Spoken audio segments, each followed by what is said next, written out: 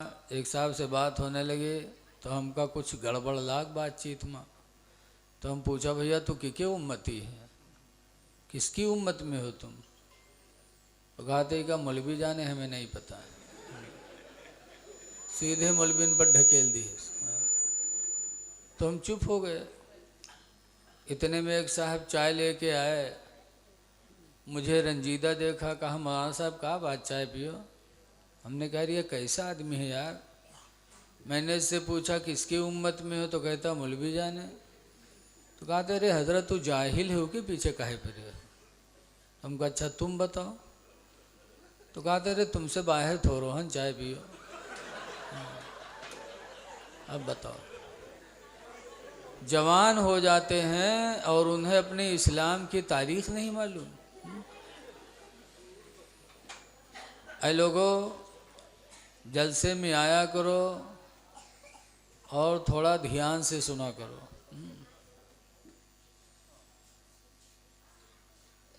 किसी कहने वाले ने कहा था,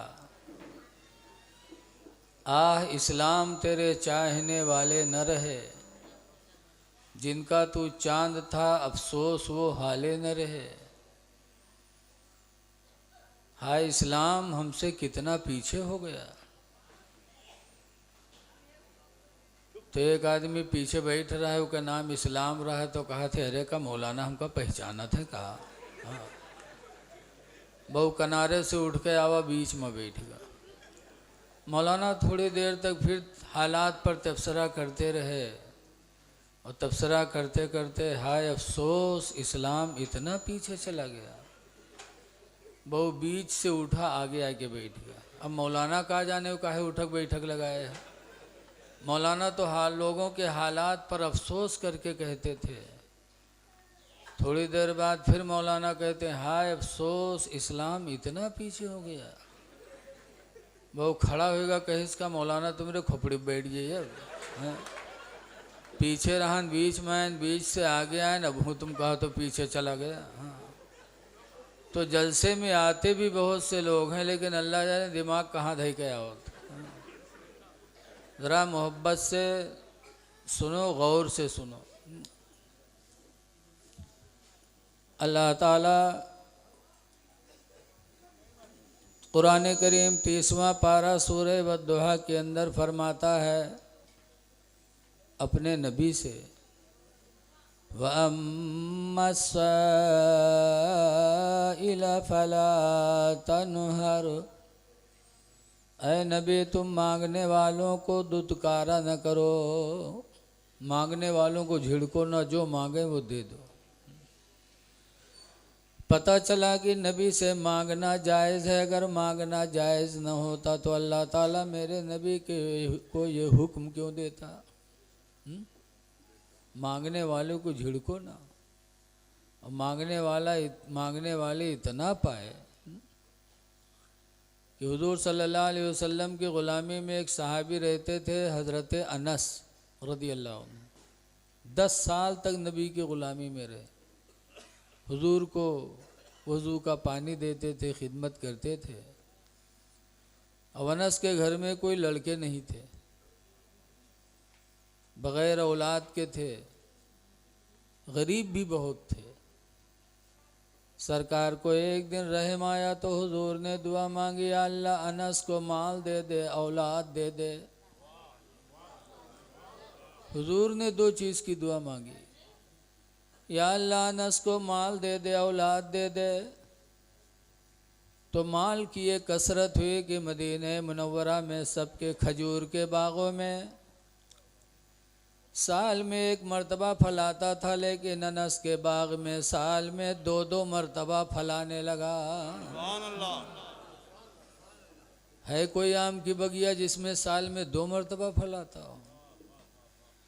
कोई खजूर की बाग नहीं जिसमें 2 मरतबा फलाता हो। लेकिन मेरे नबी ने दुआ मांगा तो अनस के बाग में साल में 2-2 मरतबा खजूरें आती थी। और औलाद की दुआ मांगी, एक लड़के भी नहीं थे, लेकिन जब सरकार ने दुआ मांगी तो अनस के घर में 100 लड़के हो गए। 100 लड़कों के बाप हो गए।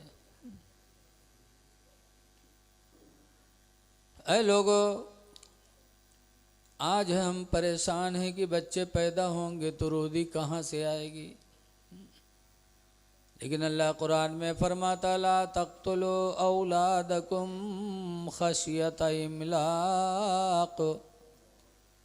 ऐ लोगों, अपने बच्चों को गरीबी के डर से कत्ल न करो कि बच्चे ज़्यादा होंगे तो गरीब हो जाएंगे। अल्लाह कहता नहनु नरज़ुक़कुम व इय्याहुम, हम तुम्हें भी रोज़ी देते हैं और उन्हें भी रोज़ी देंगे। हम तुम्हें भी देते हैं, उन्हें भी देंगे। अब हाजी रफ़ी साहब से पूछो अपने बचपन में यहाँ कौन मेरे चावल खात रहा है, बोलो। हम भी बचपना में थे, हम तो गरीब थे, खैर ये मालदार रहे होंगे, लेकिन उस टाइम में लंबे लंबे चावल मिलते थे खाने को, हैं? कोदो, मकई।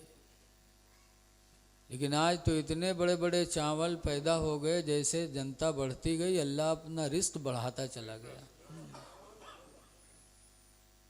बम्बई में गया था तकरीर करने, दस्तरखान लगा तो खाए रोटी दाल सालन, फिर उसके बाद बैठ गए तो लोगों ने कहा हजरत खाइए ना।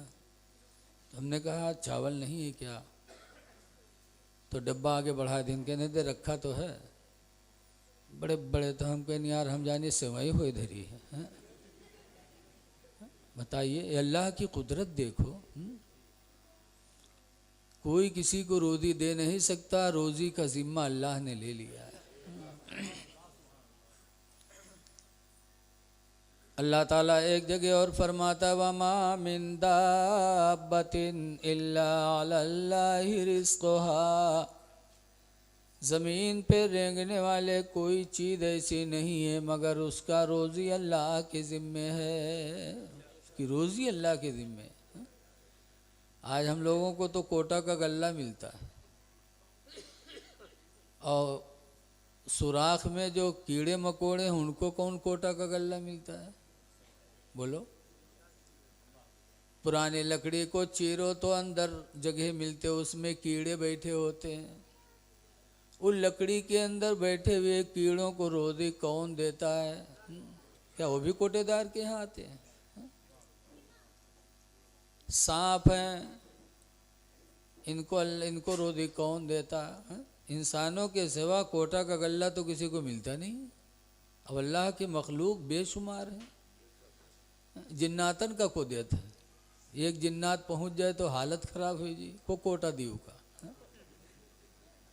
लेकिन जिन्नातों की तादाद कितनी है, लेकिन सबका रोज़ी देने वाला खुदा है। इसलिए औलाद को कत्ल न करो। औलाद को कत्ल करना, कोई कहेगा औलाद को कौन कत्ल करता है? अरब वाले कत्ल करते थे, लड़कियों को जिंदा दबाते थे। आज तो हो नहीं रहा है, लेकिन आज भी है। हमल की सफाई करवाना ये औलाद ही को कत्ल करना है। नसबंदी कराना ये भी औलाद को कत्ल करना है, औलाद के रास्ते को बंद करना है। बहर कैफे लोगों, भिखारी आए तो अल्लाह फरमाता भिखारी को दुत्कारा न करो, इसलिए कि जब एक दोगे तो अल्लाह 10 देगा, एक दोगे तो अल्लाह 10 देगा। लेकिन आज ईमान बड़ा कमज़ोर है। एक जगह ऐसे मौलाना बयान करते रहे हैं तो मजमा बैठे रहे बहुत आदमी, एक आदमी सुनी तो कहे सरी यारी तो आज पता चला है अत्ता बढ़िया कोनो धंधा नहीं हो सका था, सबसे बड़ा फ़ायदा तो यही माँ है। भाई 1 रुपया उठा मौलाना पकड़ाए दिए, घरे चला के बाद सुबह उठा तो कुर्सी डाल के मुहारे में बैठा कि अब भाई 10 के नोट आई। शाम भर बैठा रहा, 10 के नोट नहीं आवा। तब मौलाना पर खौरियान कहे अच्छा चूतिया बना के हमसे 1 रुपया ले लिए। कहा था 1 दे हो 10 पई हो, कब मिली हो। दूसरे दिन फिर बैठा, शाम को उसको पेचिश हो गई। तो जब पेचिश हो गई तो लोटा लेके खेते में भाग हुआ, पहुंचा तो देखी से एक पर्स पड़ी। तो परसिया उठे तो खोलिस तो उमा 10 के नोट रखा रहा है। तब मौलवी पर खौरियान के ये मौलवी लोग पूरा मसला नहीं बताओ थे, अगर पूरा बताइन हुई थी तो हमारा 2 दिन काहे बर्बाद हो। पैखाना कह के वहाँ से लौटाओ गवा मौलवी के पास, कहीं मौलवी मसला बताओ करो तो पूरा पूरा बताओ करो। कहीं का हुआ हो, कहीं का जाओ कल तुम हम आधा मसला बयान करके हमारा दिन खराब कर दियो। कहीं का हुआ, कहीं तो मसला बता रहा हो कि अल्लाह के नाम पर जो 1 देगा अल्लाह 10 देगा। कहीं हाँ बताओ तो रहा है, कहीं पूरा मसला बताया करो। कहा पूरा क्या, तो कहा पूरा मसला बताया करो कि 1 दोगे 35 आएगी तो 10 पाओगे। तुमने 35 बताया ही नहीं, मेरा 2 दिन खराब हो गया है। बताओ ऐसे ऐसे भी बहु-रहे होते हैं। खुशनसीब हैं वो लोग जिन्होंने अपने नबी की मिलाद पर अपनी मेहनत की कमाई खर्च किया। और कुरान के हिसाब से पता चलता है कि नबी को अल्लाह ने मजबूर नहीं बनाया बल्कि मंगतों को देने वाला बनाया है। अब ऐसा दिया कि ज़िंदगी भर मांगने की ज़रूरत नहीं पड़ी लोगों को, जिन्होंने लिया वो पाए। इसीलिए आला हजरत इमाम अहले सुन्नत फरमाते हैं कि मैं भिखारी वो करीम उनका खुदा उनसे फदूं। मैं भिखारी वो करीम उनका खुदा उनसे फदूं, और ना कहना नहीं आदत रसूलुल्लाह की, और ना कहना नहीं आदत रसूलुल्लाह की। हमारे आपके नबी मक्का शरीफ में पैदा हुए, 40 साल के बाद ऐलान नबूवत किया तो लोग हुजूर के दुश्मन बने। और ऐसा दुश्मन बने कि कोई तकलीफ़ मेरे नबी पे बाकी नहीं रखी जो मक्का के लोगों ने ढाया ना हो। 3 साल तक एक हाथे में मेरे नबी को बंद कर दिया, इस्लाम बंद करो, कहा ना। तो 3 साल तक हाथे में बंद रखा बगैर दाना और पानी के। किस तरह मेरे नबी ने 3 साल काटा होगा, बड़ी तकलीफ़ें दी। फिर भी दीन की बात करते रहे। जब 53 साल पूरे हुए तो लोगों ने कत्ल का प्लान बनाया। जब कत्ल का प्लान बनाया तो मेरे नबी ने मक्का छोड़ा, मक्का से मदीना चले गए। और जब मदीना पहुँचे तो सबसे पहले मेरे नबी ने मदीने में पहुंचकर एक तकरीर किया था। वो तकरीर क्या थी मेरे पैगंबर की?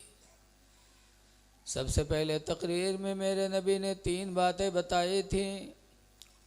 नंबर 1 पर फरमाया था, या अय्युहन्नासु इफ़्शउस्सलाम बैनकुम, ऐ लोगो तुम आपस में एक दूसरे से सलाम किया करो। सबसे पहला पैगाम मेरे नबी ने मदीने में यही दिया था कि ऐ लोगो आपस में सलाम किया करो, इसलिए कि सलाम एक दुआ है। हम जब किसी से कहते हैं अस्सलामु अलैकुम तो इसका मतलब क्या है? तुम सलामत रहो। ये अरबी लफ्ज़ है अस्सलामु अलैकुम, तुम पर सलामती हो, तुम सलामत रहो। लेकिन हमें आप में बहुत जो दुनिया अपने तरक्की पे नाज करती है उनका तरीका देखो। वो मिली है तो सलाम करिए, वो कहें गुड मॉर्निंग। और गुड मॉर्निंग मतलब तुम्हारी सुबह अच्छी हो, सुबह अच्छी हो और रात भर लतियाए जाओ। सुबह अच्छी हो जाए बस। शाम को मिलेंगे तो कहेंगे गुड नाइट। गुड नाइट माने तुम्हारी रात अच्छी हो, रात अच्छी हो दिन भर। लेकिन ये मेरे मुसलमान भाइयों, तुम अपने नबी की रहमत पे कुर्बान जाओ। उनके ज़रिए अल्लाह ने हमको तुमको सलाम का कितना अच्छा लफ्ज़ अता फरमाया। अस्सलामु अलैकुम, तुम सलामत रहो, तुम्हारा दिन भी सलामत, तुम्हारी रात भी सलामत, सुबह भी सलामत, शाम भी सलामत। तुम सलामत रहो। लेकिन आज अफसोस है कि हम मौलाना साहब से तो सलाम करके उनको दुआ देंगे, पड़ोसियों से सलाम करेंगे, लेकिन अपने माँ बाप को सलाम नहीं करते। भाई भाई से सलाम नहीं करता, बहन बहन से सलाम नहीं करती, मियाँ बीवी एक दूसरे को सलाम नहीं करते, जबकि दुआ के सबसे ज़्यादा मुस्तहिक तुम्हारे घर वाले हैं। सुभान अल्लाह, सुभान। अपने घर वालों को दुआ दो,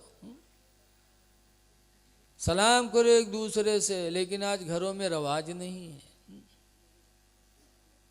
सलाम दुआ भी है और सलाम मोहब्बत का ज़रिया भी है। सलाम करोगे तो इंशाअल्लाह दिल में कभी नफरत नहीं पैदा होगी। हदीस पाक में नबी हुरैरा काला काला रसूलुल्लाह सल्लल्लाहु अलैहि वसल्लम, हज़रत अबू हुरैरा से रवायत है, फरमाते अल्लाह के रसूल ने इरशाद फरमाया, लन तदखुलुल जन्नह, तुम हरगिज़ हरगिज़ जन्नत में दाखिल नहीं होगे, हत्ता तुमिनु, जब तक कि तुम ईमान न ले आओ।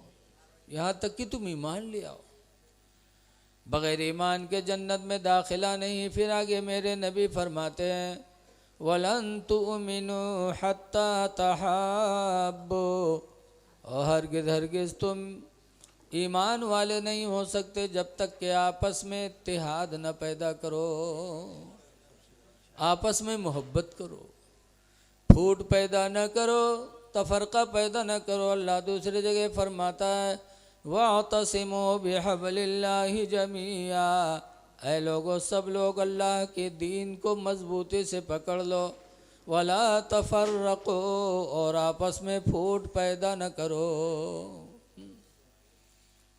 जब तक मोहब्बत नहीं करोगे ईमान मुकम्मल नहीं होगा। फिर सरकार फरमाते हैं, अवला अदुल्लुकुम अला शै, ऐ मेरे सहाबा क्या इसी चीज़ में तुमको न बता दूं, इज़ा फ़अलतुमूहु, कि जब तुम लोग उस चीज़ को करोगे, तहाबबतुम, तुम्हारे बीच में मोहब्बत पैदा हो जाएगी। कालू बला, साहबा ने कहा अल्लाह के रसूल बता दीजिए वो कौन सी चीज़ है जिसको करने से आपस में मोहब्बत पैदा होती है। तब सरकार ने फरमाया, इफ़शुस्सलाम बैनकुम, आपस में मिला करो तो सलाम कर लिया करो। सुभान अल्लाह। सलाम से मोहब्बत पैदा होती है। तो सलाम दुआ भी है और सलाम मोहब्बत का ज़रिया भी है। बेशक। मौलाना साहब तकरीर कर रहे थे, एक आदमी सुनिस तो वो सोचिस, यार ये तो आज मौलाना बढ़िया नुस्खा बताए ने, हमारो हमरे मेहरुआ के पटत है नहीं, दोनों मिला मियाँ तू मैं में लगी रहा थे। तो मिला सुन के गवा घरे, सोचिस कि आज अपनी बीवी से सलाम करवे ज़रूर, ताकि सलाम करी मोहब्बत पैदा हो, लड़ाई झगड़ा ख़त्म हो जाए। तो घरे गवा अहुआ मुहारे में खड़ा, अब को मुँह सलाम की हिस्स नहीं रहा है तो हिम्मत पड़े ही नहीं। ठाड़ सोचे अब करियो के बाद हिम्मत के हिस्स के आस तक फिर चुप हो गया। फिर ठाड़ सोचे कभू कीज नहीं रहा, शर्माए। थोड़ी देर बाद आस्तीन वास्तीन समेटी, इसके आज करब जरूर चाहे जौन हो जाए, मालूम होते लड़ाई जाते। अब आस्तीन वास्तीन समेट के घर में पहुंचा, बीवी से कहते अस्सलाम वालेकुम। तो बीवी कहते तोर सब मजाक निकला थे, लेकिन यूँ मजाक तोर हमका नहीं निकला। अब बताओ, इतनी हिम्मत के बाद बेचारा सलाम की है। तो मेहरुआ कहते तोर सब मजाक निकला थे, लेकिन यूँ मजाक तोर हमका नहीं निकला। काश अगर हमारी बहन पढ़ी होती, काश कुरान की तालीम उसे हासिल होती, तो ऐसी बात न कहती। अल्लाह कुरान में कहता, वइज़ा हुय्यितुम बितहिय्यतिन, ऐ ईमान वालो जब तुमसे कोई सलाम करने वाला सलाम करे, फ़हय्यू बिअहसन मिनहा, तो उससे बेहतर उसके सलाम का जवाब दे दो। सुभान अल्लाह। लेकिन तालीम नहीं है, इसलिए सलाम को भी मजाक पर महमूल किया जा रहा है। तालीम बहुत ज़रूरी है।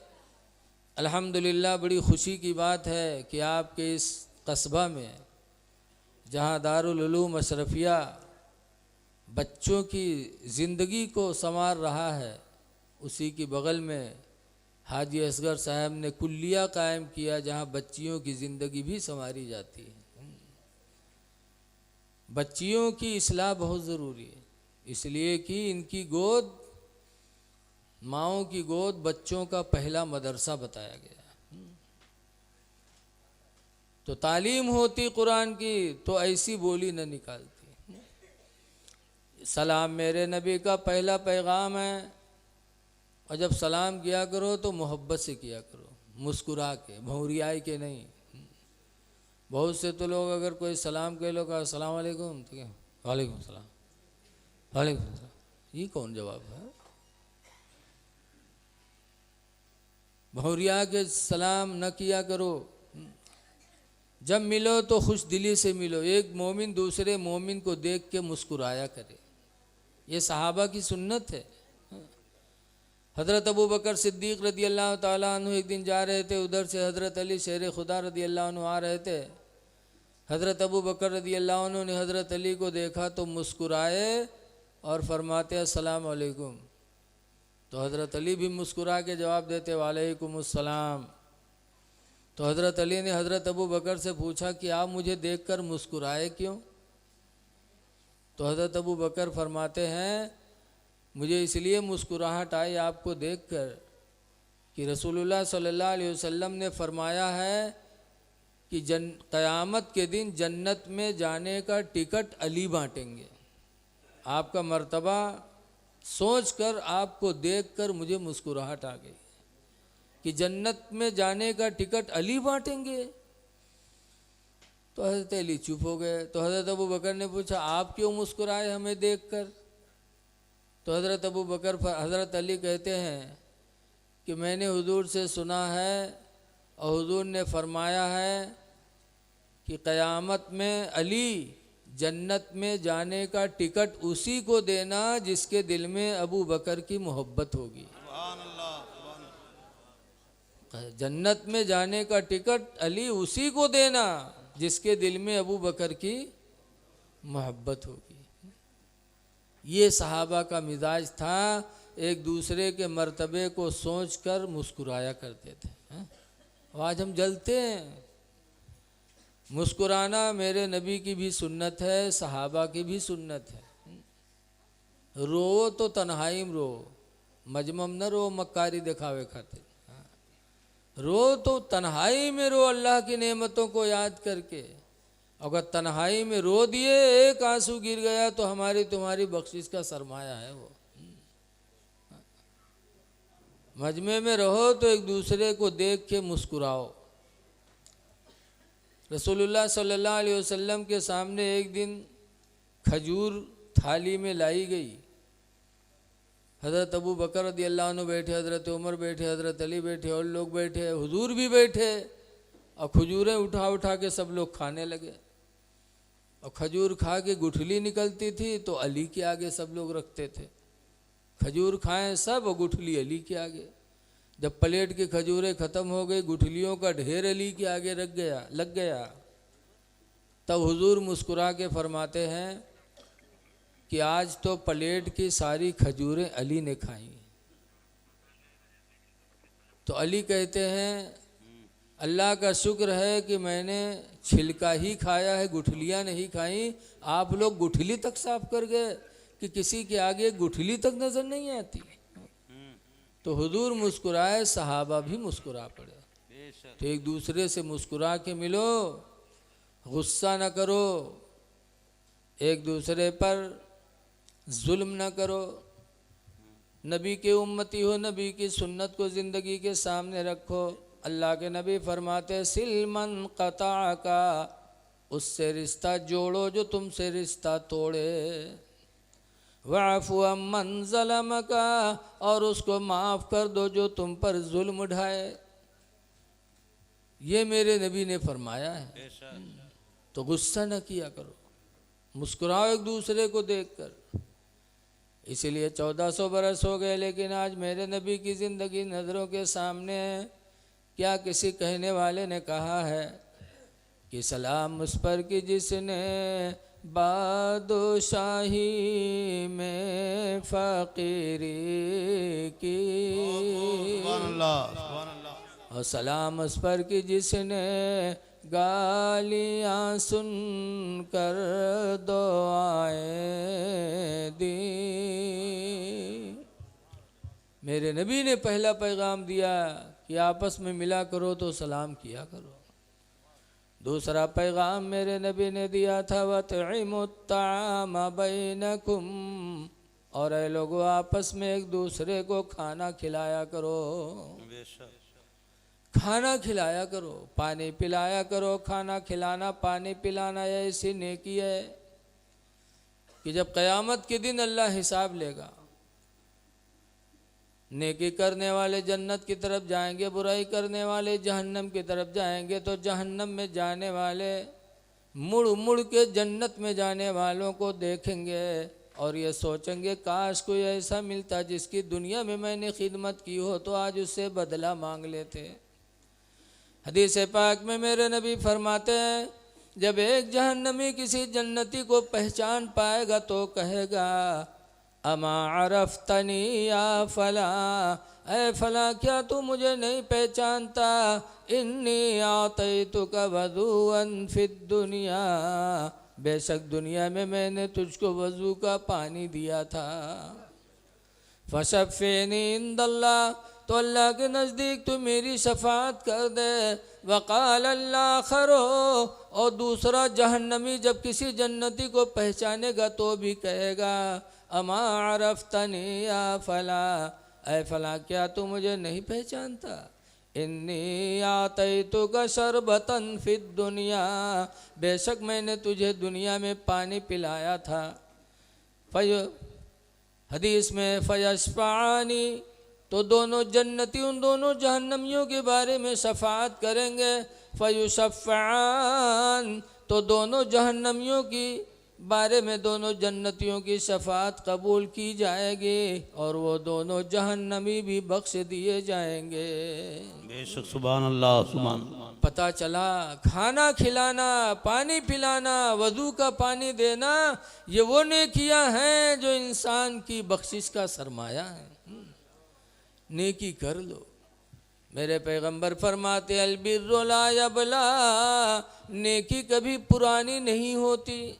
ये न समझो कि आज किया है 50 साल बाद पता नहीं काम आए ना है। सामान पुराना हो के मिट जाता, मकान पुराना हो के गिर जाता, लेकिन नेकी एक ऐसी चीज़ है कि मेरे पैगंबर फरमाते हैं अलबिर्रु ला यबला, नेकी कभी पुरानी नहीं होती। वज़्ज़म्बु ला युन्सा, और गुनाह भुलाया नहीं जाएगा। आज हमरे तुमरा तो भूल जाते, देखा जाता कोनो लौंडा बिटिया के लेके भाग, साल 2 साल दुत्कारा गवा तो कहे धीरे धीरे लपटियान, साल 10 साल में यह लोगों का भूल गए। तो जानते अब तो हम हमारे सब भूल गए, लेकिन हम भूल सकते हैं, आप भूल सकते, लेकिन अल्लाह कभी भूलेगा नहीं। हुजूर फरमाते वज़्ज़म्बु ला युन्सा, गुनाह भुलाया नहीं जाएगा। आज तो हम अपने गुनाह करके भुला दिए थे, लेकिन कल क़यामत के दिन आला हज़रत इमाम अहले सुन्नत फरमाते हैं कि खुदा क़हार है गज़ब पर, खुले हैं बदकारियों के दफ्तर। सब कुछ वहाँ सामने होगा। खुदा क़हार है गज़ब पर, खुले हैं बदकारियों के दफ्तर।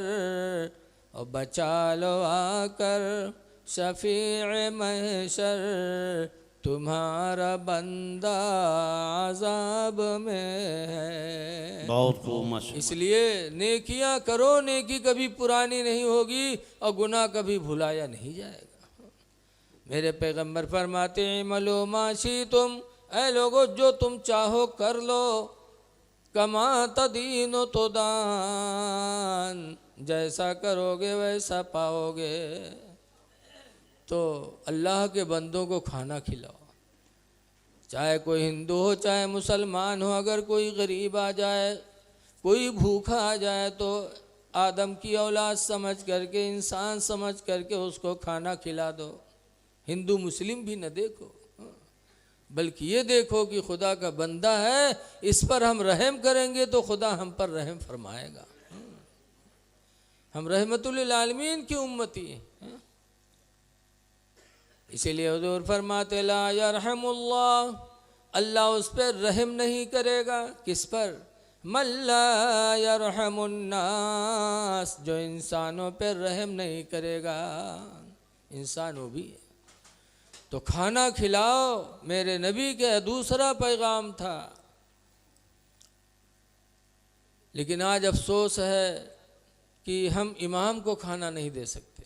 कितनी मस्जिदें देहात की ऐसी हैं जिसमें इमाम नहीं। पूछो कहाँ बात? अरे यार आवत है हाफिज जी, खनवे नहीं पावत है, 10-10 घरे दावत पटवत है। जब पटैया तो कहीं आज कह दो हाफिज जी से कि आज हम बहरे जे भी आज मौका नहीं है।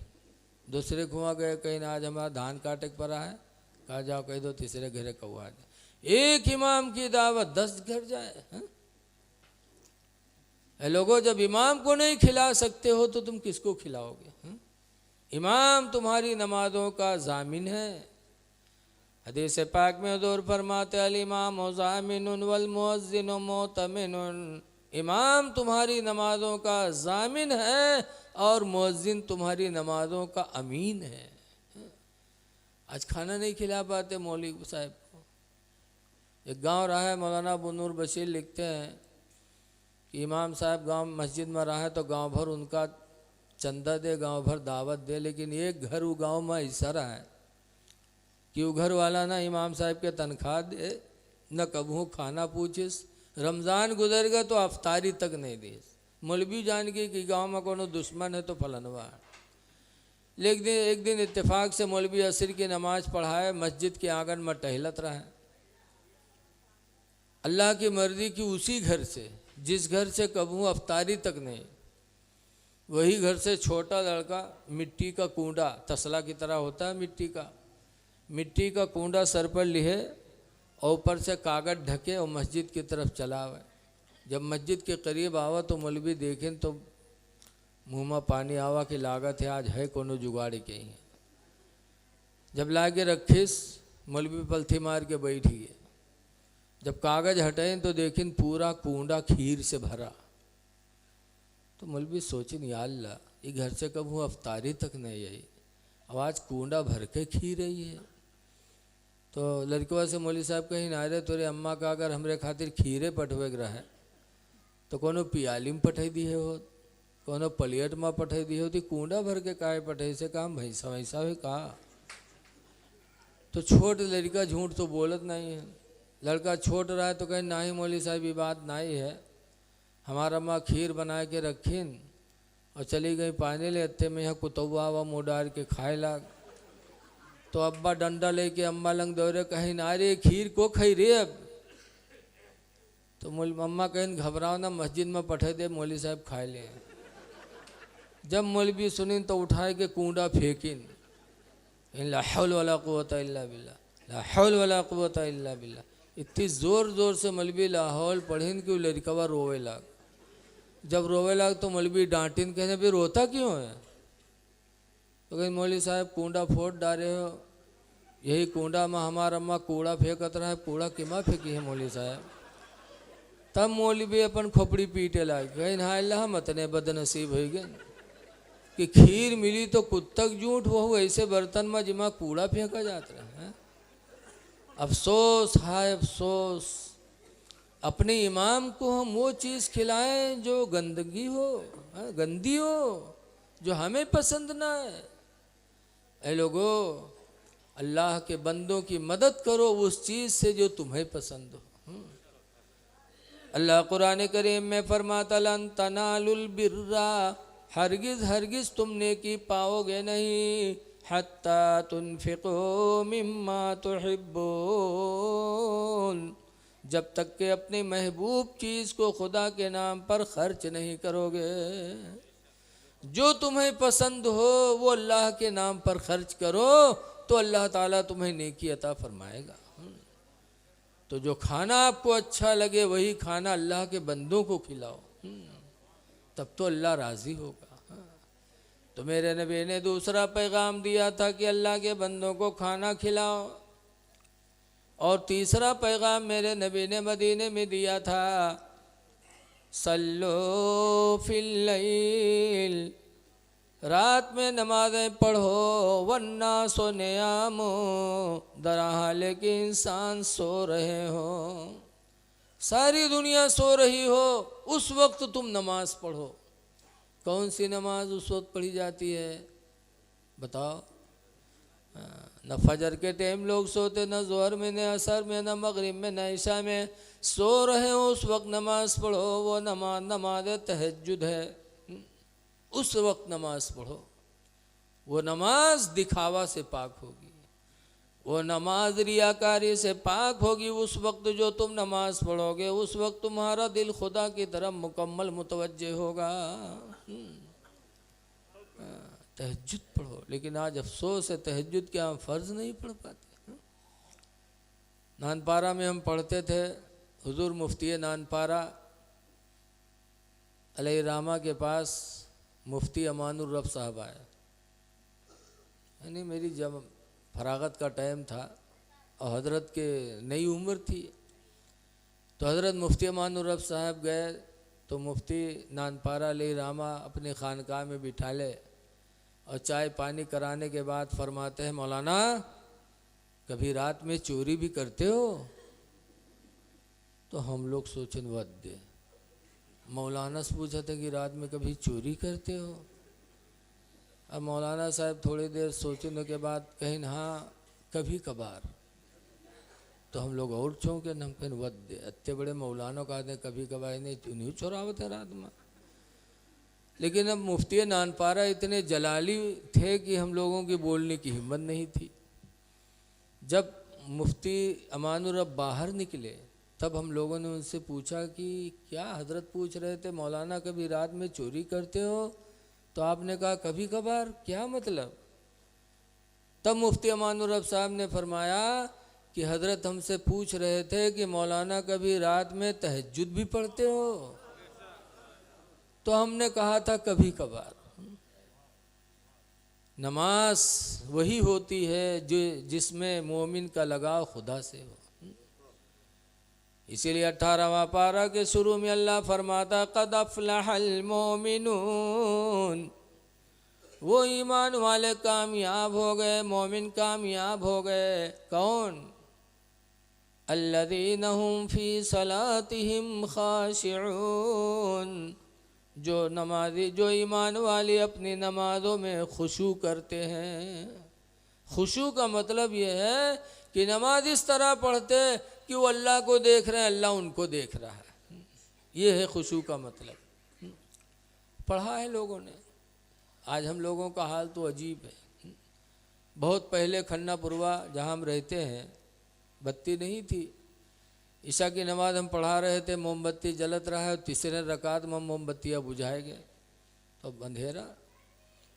जब चौथी रकात के सजदा में यहाँ गए, पहले सजदा में यहाँ सर रखें, व दून मरतबा सुबहान रब्बियल आला कह पाए कि उजेर लागे लाग। तो हम मनमा सोचा अल्लाह उजेर कहाँ से आएगा। फिर जब सलाम फेरा तो देखा आगे बैटरी जले। तो हम कहीं नहीं बैटरी को जले इसो। तो एक हाजी साहब कहें कि मौलाना साहब जब बत्तियाँ बुझाए गए रहा तो जब हम सजदे में पहुँचे तो हम ढूंढ के जला दिया रहा। अब बताओ, पढ़ा था नमाज और ढूंढा था बैटरी। क्या ऐसी नमाज खुदा की जनाब में कबूल होगी? अल्लाह फरमाता वो ईमान वाले कामयाब हैं जो अपनी नमाजों में खुशू करते हैं और दिखावा भी नहीं होना चाहिए। बसरा एक शहर है, वहाँ एक बुजुर्ग रहते थे, हज़रत इमाम हसन बसरी रहमतुल्लाह अलैह। एक दिन मुसल्ला उठाया और चले गए दरिया दजला के ऊपर। मुसल्ला बिछाया, पानी बह रहा है, दरिया के पानी पर इमाम हसन बसरी ने मुसल्ला बिछाया और अल्लाहु अकबर नेत बांध दिया। अब बसरा के लोगों ने देखा, ताज्जुब, हाय इमाम हसन बसरी दरिया दजला पे नमाज पढ़ रहे हैं। देखने वालों की भीड़ लग गई। तो उसी बसरा में एक औरत रहती थी। हमारी माँ बहनें सुन रही हों तो गौर करें, कैसी कैसी तुम्हारी बहनें इस दुनिया में गुजरी। उसी बसरा शहर में एक औरत थी राबिया। राबिया ने जब सुना कि इमाम हसन बसरी दरियाए दजला की पानी पे मुसल्ला बिछाए नमाज पढ़ रहे हैं और अल्लाह की मखलूक चारों तरफ से घेरे देख रही है, तो राबिया को जलाल आया। राबिया ने घर से मुसल्ला उठाया और गई वहाँ और इमाम हसन बसरी के सर के ऊपर फिज़ा में मुसल्ला बिछा के और नियत बांध दिया। फिज़ा में पानी पे तो कपड़ा बिछाना आसान है, जब तक नहीं भीगेगा नहीं डूबेगा, लेकिन फिज़ा में कोई चीज़ बिछा देना, बोलो अब ये पैप न लगे हो ऐसे सामियाना कोई तान देगा? नहीं तनेगा। राबिया बसरिया ने मुसल्ला अपना ले जाकर इमाम हसन बसरी के सर के ऊपर काफ़ी दूर मुसल्ला बिछाया और फिज़ा में नमाज पढ़ने लगे। अब लोगों ने देखा, कहा अरे ताज्जुब पर ताज्जुब कि हसन बसरी ने दरियाए दजला पर मुसल्ला बिछा के नमाज पढ़ी और राबिया ने तो और ताज्जुब कर दिया, फिज़ा में मुसल्ला बिछा के नमाज पढ़ रही हैं। इमाम हसन बसरी की नमाज ख़त्म हुई, देखा, कहा राबिया फिज़ा में मुसल्ला बिछा के नमाज पढ़ती है। तब राबिया ने कहा था, हसन बसरी तुम्हारे घमंड को तोड़ने के लिए मैंने किया, तुम्हारे दिखावा को तोड़ने के लिए मैंने किया है।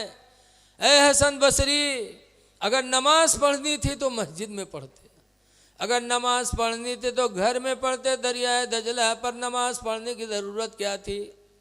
तुम दिखाना चाहते हो कि मेरी विलायत इतनी बड़ी है, तो मैंने तुम्हारे घमंड को तोड़ने के लिए फिज़ा में मुसल्ला बिछाया।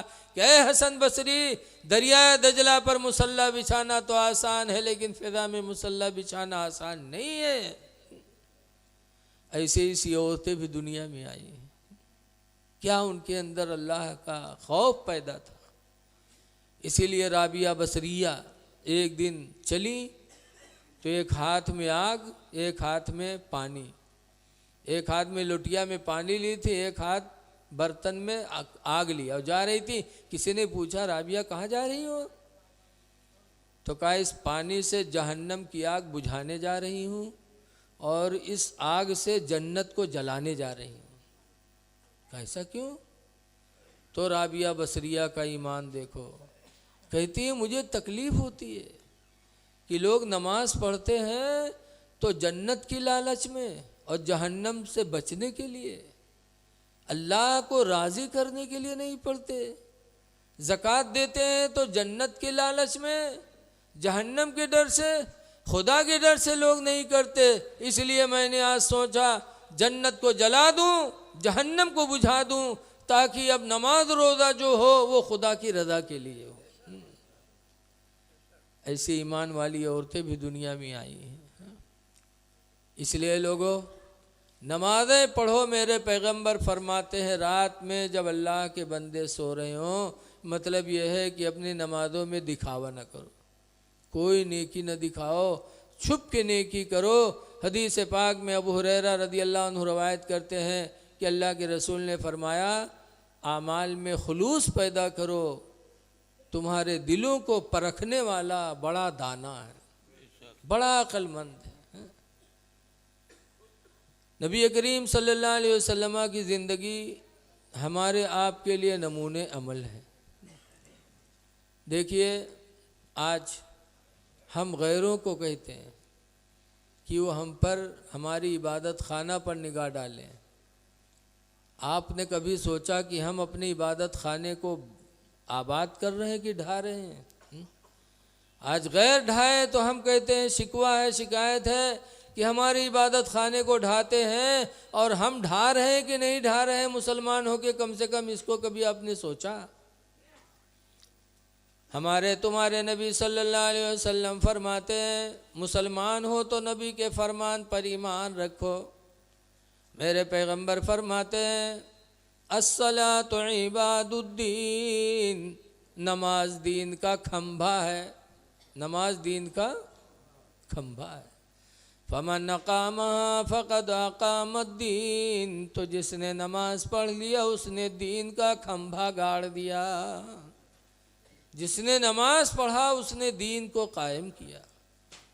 वमन तरकहा, और जिसने नमाज छोड़ दी, फ़क़द हदमद्दीन, तो उसने दीन को ढा दिया।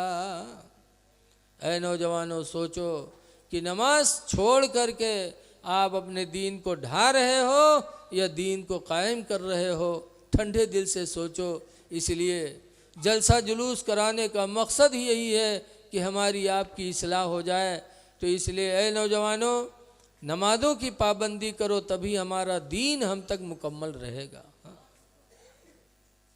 आज हमारी नमाजें छूट रही हैं और हमको एहसास तक नहीं। एक बुजुर्ग थे बलख में, जिनका नाम है इब्राहिम बिन अदहम। एक दिन सुबह रोने लगे, अब ऐसा रोए कि महल्ले के लोगों को लगा कि कोई मैयत हो गई।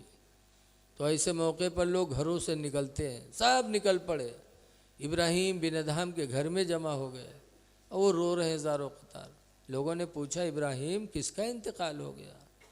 कौन मर गया जो आप रो रहे हो इतनी सुस्कियां बांध बांध कर? तो इब्राहिम बिन अदहम कहते, मेरे घर में कोई नहीं मरा। कहा, फिर क्यों रो रहे हो? कहा, लोगों, अगर आज मेरी औलाद मरी होती तो मैं इस तरह न रोता, मेरी बीवी मरी होती तो आज मैं न रोता, लेकिन अफसोस कि आज मेरी नमाज फजर चली गई, नमाज फजर जाने की वजह से रो रहा हूँ। ऐ लोगों, वो भी हमारे तुम्हारे भाई थे, उनके दिल में खुदा का डर कितना था। एक फजर छूटी तो ये ऐसा रोए कि लगता है कि कोई इंतकाल कर गया। और आज हमारी पांचों नमाजें छूट रही, हमें एहसास तक नहीं। अल्लाह की रहमत देखो कितनी बड़ी है।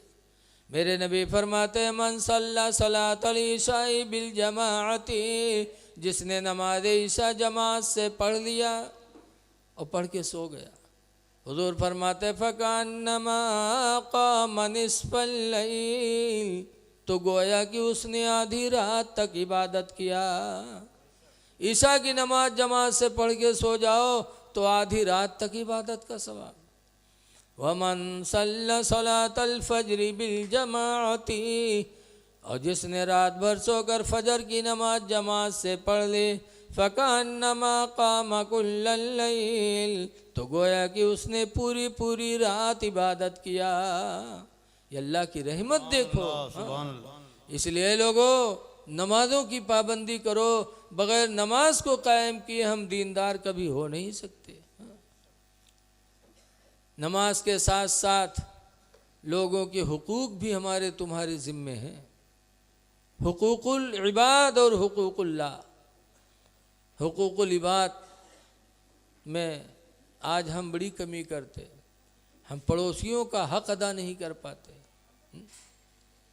आज पड़ोसी हमसे नाराज़ है, निकाह होता, शादी होती, वलीमा होता, 20-20 किलोमीटर से लोग आते हैं दावत खाने, और पता चला पड़ोसी तो कहते हमारू के ख़ानदान नहीं। बताइए, पड़ोसी महरूम और दूर दूर के आके खाना खाए तुम्हारे दस्तरखान पर। हुजूर फरमाते हैं, पड़ोसियों के बारे में मेरे ऊपर इतनी वही उतर रही थी कि मुझे डर लगा कि अल्लाह ताला इनको वरासत में हिस्सा न दे दे। ऐ लोगों, अपने पड़ोसियों का ख्याल करो। हुजूर फरमाते हैं एक हदीस पाक में, मन काना मिनकुम मोमिना, तुम में का जो मोमिन हो, फलियकुरिम दैफा, तो चाहिए कि वो अपने मेहमान की इज्जत करे। फिर आगे फरमाते, वला यूज़ा जारा, और जो मोमिन हो अपने पड़ोसी को तकलीफ़ न पहुँचाए। पड़ोसी को तकलीफ़ न पहुँचाए, पड़ोसी कैसा भी हो, हिंदू हो चाहे मुस्लिम हो। मुसलमान की पहचान मेरे नबी ने बताया है कि मोमिन वही है जो अपने पड़ोसी को तकलीफ़ न दे। हज़रत इमाम आज़म अबू हनीफ़ा, जो हम सब के इमाम हैं, बड़े जय्यद आलिम थे। इमाम आज़म अबू हनीफ़ा इतने बड़े आलिम थे, इतने बड़े आलिम थे कि उनके उस्ताद उनसे एक दिन मसला पूछने आए थे। उस्ताद क्या नाम था उनका? आमश। इमाम आदम के इल्म हदीस के उस्ताद थे हज़रत आमश, मुहद्दिस थे बहुत बड़े। लेकिन एक हर घर में हालात पैदा होते हैं। उनके उस्ताद आमश की लड़ाई उनकी बीवी से हो गई। आमश मियाँ बीवी में तू मैं किए, मुहद्दिस थे लेकिन तू मैं हो गई। हर घर में तू मैं होती है। हम आपके सामने बगुला भगत बने बैठे हैं, लेकिन हमारे घरे जाओ पूछो तब पता चली कि हम कौन में रहन। हर घर में होता है। बोलो भाई होता कि नहीं होता है? अरे का सब लोग कुंवारे में बैठे यार, कहा यार कुछ बोलो ना। हाँ ना है कि डरात हो कि घरे डांटे जाइयो कि हुआ जाए मौलाना से बताया है। हर घर में तू मैं होती। मुहद्दिस थे मदीने के हजरत आमश, लेकिन मियाँ बीवी में तकरार हुई, तू मैं भी, तो बोल चाल बंद हो गया। अब जब बोल चाल बंद हो गए तो एक दिन नहीं बोली, 2 दिन नहीं बोली, तीसरे दिन नहीं बोली, अब 3 दिन वही हुआ। तो हजरत आमश ने अपनी बीवी को डराया, बोल नहीं रही थी तो डराया, कहा सुन, अगर आज अज़ान फजर तक न बोली तो तुझे तलाक है, तलाक है, तलाक है। आदमी के पास सबसे बड़ा हथियार आजकल यही रहा है, तलाक। ये डरावे खातिर बोल दी कि अब डराए जो बोल दी, और वह कह रहा है जो जला भुना, सोचिस कि अब आज से इनसे छुट्टी मिली। अभी सहारा देखे बैठे कि अब बोले, अब बोले। औका का औका तो जान उके छुटकारा पावे रहे हैं। आधी रात तक हजरत आमश ने इंतज़ार किया अपनी बीवी का कि अब बोल कर दे, अब बोल कर दे। जब आधी रात गुजर गई तब हजरत आमश डरे कि लगता है बोलेगी नहीं, और जहाँ फजर की अजान होगी कि मेरी तलाक पड़ जाएगी, मेरे निकाह से निकल जाएगी। अब ये परेशान कि करें क्या, कह चुके हैं, 2-3 घंटा रह गया है, अभी फजर की अजान होगी और बोल ये मेरे निकाह से निकल जाएगी। तो हजरत आमश मुहद्दिस थे, लेकिन इस मसले की जानकारी के लिए अपने शागिर्द इमाम आदम के घर गए। इमाम आदम का दरवाज़ा खटखटाया, इमाम आदम निकले, सलाम हुआ, पूछा हुजूर कैसे आना हुआ, इतनी रात में आ पाए? तो मसला बताया। कहा बेटा ऐसा ऐसा मामला हो गया, मैं कह चुका था कि अगर अज़ान फजर तक न बोली तो तुझे तलाक है, तलाक है। बेटा मैंने डरवाने के लिए कहा था कि बोल दे, लेकिन वो बोलती ही नहीं। आधी रात हो गई है और थोड़ी देर बाद फजर की अज़ान होगी, बेटा मेरे निकाह से निकल जाएगी। क्या कोई शरीयत के अंदर है कोई सूरत कि तलाक न पड़े, मेरे निकाह में रह जाए? तो इमाम आदम ने फरमाया एक सूरत है। कहा क्या? कहा आपने कहा है कि अज़ान फजर तक न बोली तो तुझे तलाक है, तलाक है, तलाक है। कहा जी। तो इमाम आदम ने फरमाया जाइए और फजर से 1 घंटा पहले, यानी फजर का वक्त शुरू होने से 1 घंटा पहले किसी से अज़ान पढ़वाइए। कहा फिर? कहा जब 1 घंटा पहले फजर की, जब 1 घंटा पहले अज़ान होगी तो बीवी आपकी सुनेगी तो वो समझेगी कि फ़जर की अज़ान है, और वो फ़जर की अज़ान होगी नहीं। फ़जर की अज़ान तो वक्त शुरू होने के बाद होगी, और वो समझेगी कि फ़जर की अज़ान है। जैसे सुनेगी, आएगी आपसे महर वग़ैरह मांगेगी, कुछ ना कुछ बोलेगी, बस आपकी कसम भी नहीं पड़ेगी और वो आपके निकाह में बाकी रह जाएगी। हज़रत आमश ने सुना तो गए, वो 1 घंटा पहले बताए ना है, बीवी के चक्कर में जाके 2 घंटा पहले शुरू कराए दी, रात ही में ही। और जैसे अज़ान हुई वो बीवी भी इंतज़ार कर रही थी। जैसे अज़ान हुई वैसे बीवी उठी और आई, आमद से सलाम किया और मुस्कुरा के कहती है कि हमारा आपका मामला साफ़ हो गया, अब मेरा हिसाब करिए। कहा काहे साफ़ है हुआ? कहा काहे नहीं साफ़ हुआ? आपने कहा था अज़ान फजर तक न बोली तो तुझे तलाक है, तलाक है, तलाक है। अज़ान फजर तक नहीं बोली, अब फजर की अज़ान हो रही है, तलाक तुम्हारी पड़ गई, मेरा मामला साफ़ करो। तो हज़रत आमश बैठे मुस्कुरा रहे थे, तो कहते अभी मुस्की उसकी काम न बनी, हमारा मामला साफ़ करो, मैं चली। तो हज़रत आमश कहते कहाँ तलाक पड़ी? कहा क्यों? फजर की अज़ान होने लगी तो हजरत आमश कहते कहाँ फजर की अजान होने लगी, अभी फजर में तो 2 घंटा बाकी है, फजर का वक्त ही नहीं हुआ है, अभी अभी तो रात है, ईशा का वक्त चल रहा है। कहा फजर का वक्त नहीं हुआ, जब देखा तो कहा हाँ है, तो ये फिर कैसी अजान है। तो हजरत आमश ने कहा होगी कोई अजान, अजान तो जिक्र इलाही है। हुजूर ने फरमाया कि अगर औरत दर्द से में मुब्तला हो, बच्चा आसानी से पैदा ना होता हो तो अजान पढ़ो, अजान की बरकत से बच्चा आसानी से पैदा होगा। कोई मुसीबत हो, मुसीबत के वक्त अजान पढ़ो, अजान की बरकत से अल्लाह मुसीबत को दूर करेगा। इमाम हज़रत आमश कहते होगी कोई अजान, अजान तो जिक्र इलाही है, जब जिसका जी चाहे कहे। तो उनकी बीवी तलाक से बच गई। इतने बड़े इमाम आज़म अबू हनीफा कि वो उस्ताद मसला पूछे, लेकिन उनका पड़ोसी एक यहूदी था, बड़ा जालिम था। यहूदी नबी के ज़माने में भी इस्लाम के दुश्मन थे और आज भी दुश्मन। हज़रत आमश के बगल में एक यहूदी था, हज़रत इमाम आज़म को तंग करता था, गाली भी दे देता था, परेशान करता था, लेकिन इमाम आज़म कभी उसका जवाब नहीं देते थे। क्यों? नबी के हुक्म पर अमल था, वाफ़ु अम्मन ज़लामा का, माफ़ कर दो उसे जो तुम पर जुल्म करे। इमाम आज़म माफ़ करते थे। कुछ दिनों के बाद ऐसा भी टाइम आया कि 1 हफ्ता गुजर गया, हज़रत इमाम आज़म ने उस यहूदी को नहीं देखा। तो लोगों से पूछने लगे कि यार मेरा पड़ोसी यहूदी नहीं दिखाई पड़ रहा है, 1 हफ्ता हुआ नहीं देखा। तो लोगों ने कहा आपको पता नहीं है, बड़ा नालायक था, जेल हो गई उसे, जेल चला गया। ए बेटा ये चले आ यार इधर, जेल चला गया, वो जेल गया। लोगों ने कहा हाँ। तो हज़रत इमाम आज़म खुश नहीं हुए कि मेरा पड़ोसी सताता था, जेल चला गया, अच्छा हुआ। तारीख गवाह है कि इमाम आज़म फ़ौरन कोफा के गवर्नर के पास गए। गवर्नर ने देखा तो खड़ा हो गया, कहा हुजूर आप आए, कोई ज़रूरत होती बताते मैं खुद चला आता। तो इमाम आज़म कहते सुनो सुनो, मेरा एक पड़ोसी यहूदी था, तुम्हारे दारोगा ने जेल में डाल दिया है, मैं अपने पड़ोसी की रिहाई के लिए हाजिर हुआ हूँ कि मेरे पड़ोसी यहूदी को जेल से रिहा किया जाए।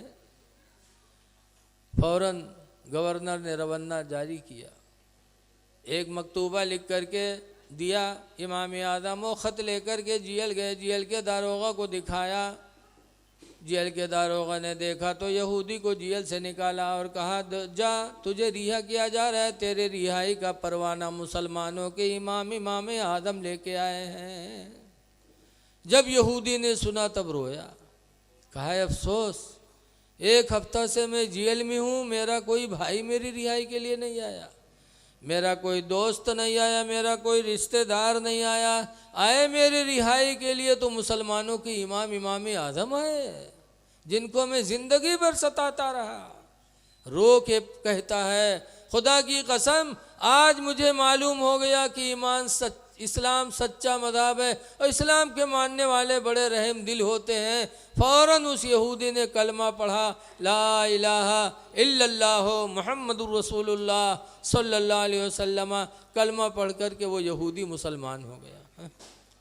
तो ये लोगों, मुसलमान वो है जो अपने पड़ोसियों को तकलीफ़ न दे, किसी को तकलीफ़ न पहुँचाओ। मुसलमान वो है जो अपने मेहमान की इज़्ज़त करे, मेहमानों की इज़्ज़त करो। मेहमान आए तो मोहब्बत से बोलो, उसके पास बैठो, टाइम दो, ताकि वो जाने कि मेरे आने से घर वाला खुश है। उसे काम धाम ना करवाओ, मेहमान की इज़्ज़त करो। लेकिन आज कुछ मेहमान ऐसे हैं कि आ जाए, अगर उनके खिदमत करे लागो जो जाए नामे नहीं लेते, हफ्तन पड़े रही हैं अगर बढ़िया बढ़िया खवावे लागो तो। एक मेहमान ऐसे रहा, एक आदमी के रिश्तेदार मालदार रहे हुआ जाए तो बढ़िया बढ़िया खाए पावे रहे पावे, 10-10 दिन पड़ा रहा ताकि घरे आवे, 2 दिन के बाद फिर झोला लेके हुए पहुंच जाए, फिर पड़ा रहा है। मियाँ बीवी खिदमत करत करत आएगे आजिज़। तो एक दिन दोनों सल्लाह कहें या अल्लाह जब देखो तो ये घरे पड़ा रहा थे, कैसे इसे छुटकारा मिले। दोनों सल्लाह कहें अब की आवे जैसे वैसे हम तुम झगड़ा करे लगे। तो देखी तो हो सकत है चला जाए, मशवरा हो गवा। आदत के मुताबिक वो मेहमान झोला लेके आवा, जैसे दरवाज़ा पहुंचा, दरवाज़ा खटखटाइस बीवी दरवाज़ा खोलिस, बेग लेके अंदर पहुंचा। ब बीवी के गिलास उठावे, ब बर्तन गिराए दिस। बर्तन खड़बड़ाने तो मर्दबा डांटिस, भाई हो कुछ बोली, ब फिर वो कुछ बोला। ब दोनों में है तो मैं हो लागो, तो मैं हो तो मारपीट चालू हो गया। जब दोनों में मारपीट चालू हो गए, औरतिया रोवे लाग, तो मेहमान सोचिस या अल्लाह हम ना आए हुए नई नौबत आवत, कुछ आया लाग उके। वह उठा बेग लेके चल दीस। जैसे घर से बाहर निकला, वह औरतिया पहुँची, दरवाज़ा बंद कीस और बंद करने के बाद अपने आदमी से कहा था कि अल्लाह का शुक्र है कि हम तुम प्रोग्राम में कामयाब हो गए, आज छुट्टी मिल गई इसे। तो मर्दवा कहा था हम कत्ते होशियार हैं, तुमका मारा बहुत है लेकिन चोट नहीं लागे दी है। तो औरतिया कहते हम बहुत होशियार हैं, रोई बहुत है लेकिन आंसू यक्को नहीं है। तो बाहर खड़ा रहा, कहते गए हमू नहीं हैं, दरवाज़ा खोलो। हाँ गए हमू नहीं हैं। बताओ ऐसे ऐसे जब मेहमान मिल जाएंगे तो कहाँ तक आदमी मेहमानी करेगा। हाँ? इसलिए किसी के दरवाजे पर मेहमान बनो तो किसी के लिए मुसीबत न बनो। हाँ? एक दूसरे के हुकूक का ख्याल रखो। हाँ? ए लोगों, एक बात और सुन लो, दो बातें करके मैं तकरीर अपनी 10 मिनट में समेट रहा हूँ। देखिए, पड़ोसियों के साथ इज्जत सलूक करो। आवाज़ इस दौर में बड़ा पुरफतन दौर है। आज हम पैसा वाले हो जाते तो मौलाना साहब पर खर्च करेंगे, नेता पर खर्च करेंगे, पीर साहब पर खर्च करेंगे, लेकिन माँ बाप की तरफ तवज्जो नहीं देंगे। हा?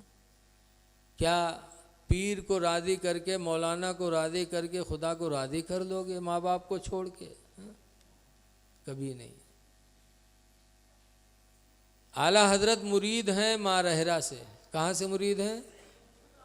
मारहरा के गद्दी नशीन हुजूर सैयद नजीब हैदर हसन मियाँ उर्स कासमी में एक दिन ऐलान कर रहे थे कि मेरे मुरीदों, तुम लाखों की तादाद में मारहरा आए हो इसलिए कि मेरा पीर तुमको बख्शवा लेगा। कहते हैं खुदा की कसम, जब तक तुम्हारे माँ बाप तुमसे राज़ी नहीं होंगे तुम्हारा पीर तुम्हारे काम नहीं आ पाएगा। हाँ। पहले माँ बाप को राज़ी करो, फिर पीर को राज़ी करो। माँ बाप पहले हैं, पीर साहब बाद में। इसीलिए हदीस पाक में अनकीम इब्न मुआवियत अल-कुशैरी काला सालना रसूल अल्लाह सल्लल्लाहु अलैहि वसल्लम। हकीम बिन मुआविया कुशैरी से रवायत है, कहते मैंने अल्लाह के रसूल से सवाल किया, मन अहक़्क़ु बिहुस्न सहाबती, अल्लाह के रसूल मैं सबसे ज़्यादा एहसान किस पर करूं, मेरे एहसान का मुस्तहिक कौन है? फ़क़ाल रसूलुल्लाह उम्मुका, तो सरकार ने फरमाया तेरी माँ है। कुल तो सुम्मा मन, मैंने कहा फिर कौन? तो सरकार ने फरमाया उम्मुका, तेरी माँ है। कुल तो सुम्मा मन, मैंने कहा फिर कौन? तीसरी मरतबा हुज़ूर फिर फरमाते उम्मुका, तेरी माँ है। कुल तो सुम्मा मन, चौथी मरतबा मैंने पूछा अल्लाह के रसूल फिर कौन मेरे एहसान का मुस्तहिक है? तो सरकार ने चौथी मरतबा फरमाया अबू का, तेरा बाप है। उसके बाद सहाबी खामोश हो गए, नबी भी खामोश हो गए। पता चला अल्लाह दौलत दे तो सबसे ज़्यादा एहसान माँ पर करो। 3 मरतबा मेरे पैगम्बर ने फरमाया माँ पर करो, माँ पर करो, माँ पर करो। 1 मरतबा बाप के बारे में भी फरमाया। क्यों? माँ के 3 हुकूक हैं। माँ के एहसान 3, बाप का एहसान 1। माँ का पहला एहसान ये है कि अपनी औलाद को 9 महीना तक अपने पेट में रखती है। दूसरा एहसान ये है कि अपने सीने का दूध 2 साल तक अपनी औलाद को मुफ्त में पिलाती है। और तीसरा एहसान ये है कि बच्चे की वो परवरिश करती, नहलाती धुलाती, खाना खिलाती। 3 एहसान माँ के। इसलिए हुज़ूर ने 3 मरतबा फरमाया। और बाप का एहसान 1 है कि वो बाप भी अपने बच्चे की परवरिश करते हैं, कमा कमा के खिलाते हैं, पालते हैं। लेकिन एक एहसान में यह भी बप्पा पीछे न है। देखा जाता है सवेरे तो चले जाए हैं काम करे, दुकान पर रही हैं, और शाम के आई हैं तो बड़ी मोहब्बत से लड़के वगले हैं, तके हुलुलुलु हुलुलुलु करी हैं, और जहाँ लड़कवा के नाक बुल्ल से निकली बकेले पकड़ ही करे, लेके जाओ बाहर उठाओ। लेकिन ऐसे माहौल में भी प्यारी माँ आती है, अपनी औलाद को सीने में चिपका करके अपने दुपट्टा से बच्चे की नाक को साफ करती है। इसीलिए हजरत जाबिर रदी अल्लाह ताला अन्हु कहते मदीने मुनव्वरा से मुजाहिदीन अल्लाह की राह में जिहाद के लिए निकले। हजरत जाबिर कहते हैं जी तुन नबी सल्लल्लाहु अलैहि वसल्लम, मैं हुजूर के पास गया वक़ुल तो, और मैंने कहा अस्तसीरु का नगदू या रसूल अल्लाह, अल्लाह के रसूल मैं इजाज़त लेने आया हूँ कि अल्लाह की राह में मैं भी जिहाद करूँ, इजाज़त दे दो मैं भी जाऊँ। फ़क़ाल रसूलुल्लाह हल उम्मुका हय्या, ऐ जाबिर ये बताओ क्या तुम्हारी माँ जिंदा है? क़ुल्तु नअम, मैंने कहा हाँ। फ़क़ाल रसूलुल्लाह इरजी इलैया, तो सरकार ने फरमाया माँ के पास वापस चले जाओ। वअल्ज़िमहा, और उसका दामन मजबूती से थाम लो। फ़इन्नल जन्नत तहत रिजलिहा, इसलिए कि जन्नत तुम्हारी उसके पैर के नीचे है। मैदान जंग में जाकर शहादत लेके जन्नत की तमन्ना न करो, जाओ माँ की खिदमत करो, तुम्हारी जन्नत तो माँ के कदमों के नीचे रखी है। इसलिए लोगों अल्लाह दौलत दे तो माँ पर खर्च करो, बाप पर खर्च करो, बाद में अल्लाह दौलत दे तो और जिस पर देना चाहो दो, पीर को दो, फ़कीर को दो, लेकिन सबसे पहले माँ बाप को राज़ी करो। क्योंकि हदीस पाक में आया रिज़ाउर रब्बी फ़ी रिज़ाइल वालिदैन, तुम्हारे रब की रज़ा माँ बाप की रज़ा में है। माँ बाप राज़ी तो खुदा राज़ी। इसलिए माँ बाप के साथ हुस्ने सलूक करो। पीर का दर्जा बाद में। माँ बाप को अल्लाह ने कुरान में 17 मरतबा फरमाया, जगह जगह, एक बार नहीं, 2 बार नहीं, कई जगह आया। कहीं बिर्रुल वालिदैन का लफ्ज़ आता है, कभी बिल वालिदैन एहसाना का लफ्ज़ आता है कि हे लोगो माँ बाप के साथ भलाई करो, माँ बाप के साथ एहसान करो। 17 मरतबा फरमाया, लेकिन हम तवज्जो नहीं करते। और पीर साहब के बारे में यक्को तो कहूँ नहीं आवा, पीर साहब के बारे में साफ साफ कहूँ नहीं आवा कि उनकी खिदमत करो, उनका उन पर एहसान करो। अभी हम कुछ दिन पहले गए थे रतलाम तकरीर करने, एक पीर साहब बलैन है। और जब गए, जब तकरीर करे चलें तो उनका कमरम बलैन कहें मौलाना आज आपको यही तकरीर में बताना है कि जो कुछ है वो पीर है, जो कुछ है वो पीर है, यही आपको आज बताना है। तो उन्ना कहीं हुई थी तो हम जौन करा रहे तो उन्हें कही, और जब वो कह दी तो एक अजीब चिढ़ पैदा हो गई। तो फिर हमने तकरीर में यही कहा कि जो कुछ है वो माँ बाप है, जो कुछ है वो माँ बाप है। फिर हमने इसी पे तकरीर किया तो हाल ही हुआ कि जब चलें तो ना किरावा पाएँ ना नजराना पाएँ। ये तो का घर से टिकट बनवा ही ले गए राहन ट्रेन के, तो चले आए, नहीं हुए रहिए। ऐसे ऐसे दज्जाल पीर ठहरते हैं। ऐ लोगों पीरों की खिदमत करो, लेकिन माँ बाप के बाद। पहले सबसे बड़े पीर तुम्हारे बाप हैं, सबसे बड़े पीर तुम्हारी माँ है। ये कहीं नहीं लिखा है कि पीर साहब जो दुआ करेंगे कबूल हो जाएगी, लेकिन हदीस में है कि 3 लोग ऐसे हैं जिनकी दुआ, जो दुआ करेंगे तो अल्लाह कबूल कर लेगा, उनकी दुआ अल्लाह ठुकराता नहीं। 3 कौन कौन? एक मुसाफिर, सफ़र में हो, कोई सहारा ना हो, उसका सहारा बन जाओ और वो दुआ दे दे तो अल्लाह उसकी दुआ कभी रद्द नहीं करता। दूसरा मजलूम, कोई परेशान हो, गरीब हो, भूखा मर रहा हो, बीमार पड़ा हो, कोई पुरसान हाल ना हो, उसका सहारा बन जाओ, वो दुआ दे देगा तो अल्लाह उसकी दुआ को कभी रद्द नहीं करेगा। और तीसरे नंबर पर माँ बाप को बताया गया कि माँ बाप की दुआ औलाद के हक़ में अल्लाह रद्द नहीं करता। और इस्लाम की तारीख भी गवाह है सामने। किताब कुरान के बाद सबसे बड़ा दर्जा बुखारी शरीफ का है। और बुखारी शरीफ को लिखा किसने? बुखारा के रहने वाले एक नाबीना ने लिखा। अब सोचियो नाबीना कैसे लिखी? नाबीना थे, माँ के पेट से नाबीना पैदा हुए थे मोहम्मद बिन इस्माइल, लेकिन हुजूर से इतनी मोहब्बत थी कि हुजूर की हदीसों को याद करने लगे। और मदरसे में नहीं, दूर दूर जा जा कर के, कहीं फ़खरपुर, कहीं बहरेज, कहीं गोंडा, कहीं दिल्ली, कहीं बम्बई, कहीं बुखारा, कहीं सफरकंद, समरकंद, कहाँ कहाँ महीनों महीनों सफ़र करते थे एक हदीस सुनने के लिए। नाबीना थे लेकिन हदीस सुनने के लिए जाया करते थे। इस तरीके से उन्होंने 1 लाख नहीं कई लाख हदीसों का हाफिज़ा किया। और उसके बाद जब लिख के तैयार, जब हाफिज़ हो गए तो सोचा एक दिन कि मैं जब तक ज़िंदा रहूँगा कोई पूछेगा बता दूँगा, और अगर मर जाऊँगा तो ये हदीसें रसूलुल्लाह की उम्मत मुस्लिमा कैसे सुनेगी। तो दिल में ख्याल आया कि लाओ इन हदीसों को एक जगह लिख करके किताब बना दूँ। तो अपनी माँ से कहने लगे, अब्बा थे नहीं, कहा अम्मी आप जानती हैं कि मैं बड़ी मेहनतों के बाद अपने पैगंबर की इतनी लाख हदीसों का हाफिज़ा किया है। मैं जब तक ज़िंदा हूँ लोग पूछते हैं, मैं बता देता हूँ मेरे मरने के बाद ये हदीसें क़यामत तक आने वाली रसूलुल्लाह की उम्मत कैसे जानेगी। कहा फिर बेटा, कहा मैं चाहता हूँ कि इन हदीसों को एक जगह लिख करके जमा करके किताब बना दूँ ताकि क़यामत तक वो किताब छपती रहे, चलती रहे, और नबी की उम्मत अपने नबी के फरमान को सुनती सुनाती रहे।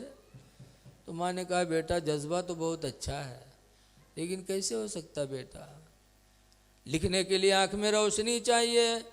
तुम नाबीना हो, मादरजात नाबीना हो बेटा, अगर ये नसीब में तुम्हारे ये नेमत लिखी होती तो अल्लाह ताला तुम्हें नाबीना न बनाता। कैसे लिखोगे बेटा।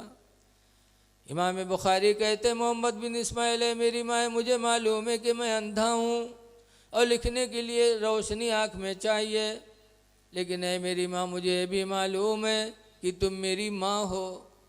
अगर तुम दिल से दुआ दे दोगी तो अल्लाह ताला मेरे आँखों में रोशनी वापस फरमा देगा।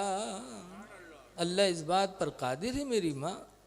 माँ ने कहा बेटा अगर ये बात है तो आज रात अपने रब से दुआएं करूँगी। रात आई, दुनिया सो गई। इमाम बुखारी की माँ उठी, 2 रकात नमाज पढ़ी और नमाज पढ़ के दुआ मांगी, या अल्लाह तेरा बेटा तेरे नबी की हदीस की किताब लिखना चाहता है। माँ दरजाद अंधा है लेकिन या अल्लाह मेरे हाथों की लाज रख ले और मेरे बेटे मोहम्मद बिन इस्माइल को आँखों की रोशनी से माला माल कर दे। रात में माँ ने दुआएं मांगी। तारीख गवाह है कि सुबह जब मोहम्मद बिन इस्माइल उठे तो अल्हम्दुलिल्लाह दोनों आँखों में भरपूर रोशनी मौजूद थी। नारे तकबीर, नारे रिसालत, जिसने ईद मिलादुन नबी, नारे तकबीर, नारे रिसालत, सुभान अल्लाह। ऐसी रोशनी कि खाने काबा में बैठ कर के बुखारी लिखते थे। दिन में सूरज के उजाले में लिखते थे और रात में चांद के उजाले में बैठकर लिखा करते थे। इस तरीके से बुखारी शरीफ लिख करके उन्होंने कौम को हवाले कर दिया। आज कुरान के बाद अगर दर्जा किसी किताब का है तो बुखारी शरीफ का। तो पता चला कि माँ बाप की दुआओं से वो चीज़ मिल जाती है जो किसी जगह नहीं मिल सकती। इसलिए लोगों माँ बाप को राज़ी करो, माँ बाप के साथ हुस्ने सलूक करो। और एक बात और है कि अल्लाह ने शादीशुदा बना दिया हो तो औरतों के साथ भी अच्छा सलूक करो। हुजूर फरमाते हैं नबी हुरैरा काला काला रसूलुल्लाह, हज़रत अबू हुरैरा कहते हैं कि अल्लाह के रसूल ने इरशाद फरमाया अस्तौसो बिन्निसाई खैरा, ऐ लोगों मैं तुमको वसीयत करता हूँ कि औरतों के साथ भलाई किया करो। क्यों? फ़इन्नहुन्ना खुलिक़ना मिन दिल्इन, नबी फरमाते बेशक वो एक बाईं पसली की टेढ़ी हड्डी से पैदा की गई हैं। औरतें किससे बनाई गई? बोलो। टेढ़ी हड्डी, पसली की टेढ़ी हड्डी से। आदम अलैहिस्सलाम को जन्नत अच्छी नहीं लगी थी, जन्नत में रहा है गमगीन गमगीन। अल्लाह ने पूछा आदम जन्नत में क्या कमी है? कहा मेरे साथ कोई बीवी नहीं। अल्लाह ताला ने आदम को नींद दे दिया, आदम सो गए तो उनकी एक बाईं पसली की हड्डी निकाल कर उस हड्डी से अल्लाह ने फरमाया हो जा, तो हव्वा बन के तैयार हो गई। तो हव्वा बनी आदम अलैहिस्सलाम के बाईं पसली की टेढ़ी हड्डी से। सरकार फरमाते औरतों के साथ भलाई करो, ये टेढ़ी हड्डी से बनी है। हड्डी टेढ़ी को सीधी करोगे तो सीधी हड्डी टूट जाएगी, और टेढ़ी हड्डी से बनी है, ज़िंदगी भर ये टेढ़ी रहेंगी। इनको अगर सीधा करोगे तो तलाक तो ले लेंगी लेकिन सीधी नहीं होंगी, ये टेढ़ी ही रहेंगी हमेशा। इसलिए इनकी बातों में न जाओ। अगर ये कुछ कह दे तो इनकी बातों पे गुस्सा न लाओ। इनको अल्लाह ने कमअक्ल बनाया, एक तो टेढ़ा बनाया, दूसरे कमअक्ल बनाया। कमअक्ली की वजह से ये कुछ न कुछ बातें अपने मर्दों को कहा करती हैं। लिहाजा नौजवान वही है, बहादुर वही है जो अपनी बीवी की इन बातों पर सब्र करके ज़िंदगी गुजार ले। ये हमेशा टेढ़ी बोली बोलेंगी। एक फ़कीर रहे वली साहब, दुनिया उनका वली माने और लथारे रहे बीवी। तो एक दिन वो सोचिन कि आज लाई का करामत हम देखे। बहु वली साहब उड़े लागे फिजामा, वली थे, उड़े ऐसे ऐसे और घरे के अगल बगल उड़े। तो सब देखेगा, अरे बहुत नेक बंदा, अल्लाह का वली है, देखो कितना बड़ा वली है, फिजा में उड़ रहा है। तो रतियों निकल के देखिस तो कहिस, हाँ वाकई में अल्लाह के वली है। मान गए बहू। उसके बाद कहूँ धीरे से ज़मीन पर उतर के तो कह आए घरे। उसके बाद पूछिन कि आज कोई फिज़ा में उड़ रहा था? कहाँ अल्लाह का एक वली था, वो फिज़ा में उड़ रहा था। कहा तुमने देखा? कहाँ मैंने देखा। कहा पहचाना? कहाँ एक अल्लाह का वली था। कहा वो मैं ही था। कहीं तुम ही रहा? कहीं हाँ। तुम्हेरा कहीं ना, यही मारे तो टेढ़ टेढ़ लागत रहो। हाँ। यही मारे टेढ़ टेढ़ रहा है मामला। हम कहीं कोई काहे टेढ़ा नहीं है। बीवी शौहर एक फितरी है, इंसानी फितरत है। हाँ। मियाँ बीवी का रिश्ता अल्लाह ने बड़ा नाजुक किया है, इसलिए इनको टेढ़ी रहने दो। अगर ये कुछ कहें तो इनकी बात पे नाराज़ ना हुआ करो। हाँ। ये टेढ़ी रहेंगी हमेशा। हुजूर ने फरमाया है कि मैं मा तरक तो मिम्बादी फितना, कि मैंने अपने बाद कोई फितना नहीं छोड़ा जो औरतों से ज़्यादा सख्त ना हो। सबसे ज़्यादा सख्त फितना दुनिया में अगर कोई है तो औरतों का है। लिखते हैं कि 4-5 मुबल्लिग रहे, तबलीग करे जाते रहे। रास्ता में देखिन कि एक पेड़ के नीचे एक औरत बैठी रोवत रहे। उनका लोगन तरस लाग, सोचिन यार पता नहीं किस मुसीबत की मारी है। तो एक साहब सोचिन चलो पूछा जाए। तो मुबल्लिग साहब गए, सलाम कहें बहन क्यों रो रही हो वहाँ पर? कहा बहुत मुसीबत में हो। कहा मेरे लायक कोई फरियाद हो बताओ। तो उसने कहा ना मुझे पानी चाहिए, ना दाना चाहिए, ना पैसा चाहिए, एक चीज़ है मेरी मदद कर दो। कहा क्या? कहा मेरा शौहर एक ज़माने से गायब है, लापता है, मेरे घर रोज़ी कमाने वाला कोई नहीं। कहा फिर? कहा शहर के कादी से मैंने कहा था इजाज़त दे दो मैं दूसरा निकाह कर लूँ, मेरा शौहर लापता है। तो शहर के कादी ने मना कर दिया। कहा ना, जब तक वो मर नहीं जाएगा दूसरा निकाह नहीं कर सकती, या जब तक क्या कि वो तलाक न दे दूसरा निकाह नहीं कर सकती। कहा फिर? कहा तो तुम मेरे साथ चले चलो कादी के सामने और सिर्फ इतना कह दो कि मेरी बीवी है, मैं नहीं रखना चाहता हूँ, ये कह के तलाक दे दो। तो कादी समझेगा इसके मर्द ने तलाक दिया है, तो फिर दूसरे निकाह की इजाज़त दे देगा, तो मैं दूसरा निकाह करके अपनी ज़िंदगी खुशहाल कर लूँगी। मुबल्लिग साहब सोचिन यार ये तो सरासर झूठ है। तो फिर सोचिन कि चलो यार थोड़ी देर झूठ बोल देवे, तौबा कह लेवे, ये ज़िंदगी तो बन गई है, कहीं चलो। वह मुबल्लिग साहब चल दीनू के सामने साथ है। अब वहाँ गए, जज के सामने खड़े हुए। जज ने पूछा क्या बात है? मुबल्लिग साहब ने कहा मेरी बीवी है। कहा फिर? कहा बहुत बदतमीज़ है, बहुत उठेगिरीन है, मैं इसको रखना नहीं चाहता। अच्छा उससे पूछें तो कहें ठीक है साहब, जब हम बदतमीज़ हन, उठेगिरीन हन, नहीं लायक हन तो छोड़ दें। तो जज साहब ने कहा ठीक है तुम्हारी मर्ज़ी। तो मुबल्लिग साहब का तलाक दीन, झटाझट तलाक दिया तलाक दिया तलाक दिया। उसके बाद तलाक दे के चल दीन। जब चले तब औरतिया ने जज साहब से कहा कि साहब मैं बदतमीज़ हूँ, उठेगिरीन हूँ, इनके लायक नहीं थी, इन्होंने मुझे छोड़ दिया, कोई बात नहीं, लेकिन 25,000 रुपया जो महर बंधा रहा है उसका तो दे दें। अब मुबल्लिग साहब सटपटाने। जज ने कहा इधर आ, 25,000 इसका महर दे। अब मुबल्लिग साहब जब सुनी तो औरतिया से कहा था कहा था? कहित कहा है, जब हम उठेगिरीन हन, कमीनी हन, तुम्हारे लायक नहीं हन, तलाक दे दो कोई बात नहीं, लेकिन हमारे 25,000 रुपया महर तो दे दो। तो मुबल्लिग साहब कहते सोच लो। कहीं बहुत सोचा है इतने दिन तक।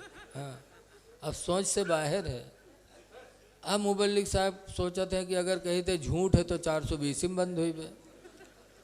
तब मुबल्लिग साहब ने जज साहब से कहा भाई 2 घंटे की साहब हमको मोहलत दे दो। जज ने 2 घंटे की मोहलत दिया। गए मुबल्लिग साहब ज़मीन बेच के तक 25,000 लाए दीन, तब छुटकारा पाए। तो तो नबी ने फरमाया है कि मेरे बाद सबसे बड़ा फितना औरतों का होगा, इसलिए इनके फितनों से भी बचना ज़रूरी है। ऐसे ऐसे राग रचती हैं कि जिसका वहमो गुमान में कभी नहीं हो सकता। अल्लाह ताला औरतों के फितने से बचाए, एक दूसरे के हुकूक की अदायगी की तौफीक दे। जिन लोगों ने जलसा किया अल्लाह उन्हें नेमत बदल अता फरमाए। अस्सलामु अलैकुम व रहमतुल्लाहि व बरकातुहू।